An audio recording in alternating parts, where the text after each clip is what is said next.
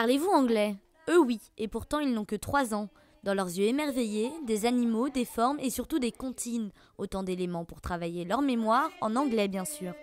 Un apprentissage ludique et éducatif, c'est ce que proposent les petits bilingues classes bilingues. Des formations hebdomadaires tout au long de l'année, des stages pendant les vacances ou des cours à domicile pour les enfants de 1 à 18 ans. Toutes nos activités sont basées sur le ludique, mais de manière structurée. C'est-à-dire que nous avons des supports pédagogiques qui sont adaptés pour les enfants. Les enfants avant 6 ans ne savent ni lire ni écrire, donc ils ont besoin de concret, ils ont besoin de visuel. Donc on va travailler avec, si on travaille le thème des animaux, ça va être les animaux en plastique. Si on travaille le thème de la nourriture, ça va être la nourriture en plastique.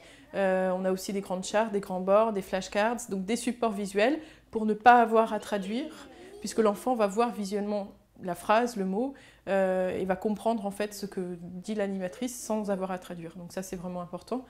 Et puis c'est aussi l'anglais du quotidien, l'anglais pratique basé sur l'oral. Accompagnés par des animatrices de langue maternelle anglaise expérimentées, les enfants prennent confiance en eux.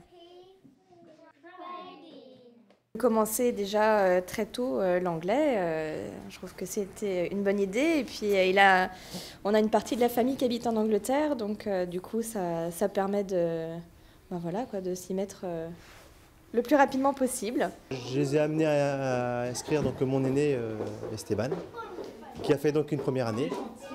Et on a trouvé ça très intéressant du fait que la cousine de mon fils est thaïlandaise et donc parle anglais.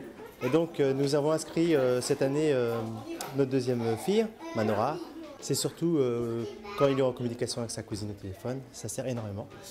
Et même à l'école, on voit que le fait d'être dans une école petit bilingue comme ça apporte beaucoup.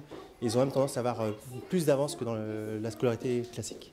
Au bout de 2 mois, il s'est mis à parler en anglais, enfin à compter, etc. Donc bien souvent quand il joue même seul, en fait, plutôt que de compter en français, il va compter naturellement en anglais, il va dire les couleurs en anglais. Donc voilà, ça ressort comme ça. Donc c'est assez surprenant, mais ça semble bien bénéfique. Avec ses 2 centres à Rennes et Cesson-Sévigné, Carole Cantric espère bien transformer nos petits Bretons en petits bilingues.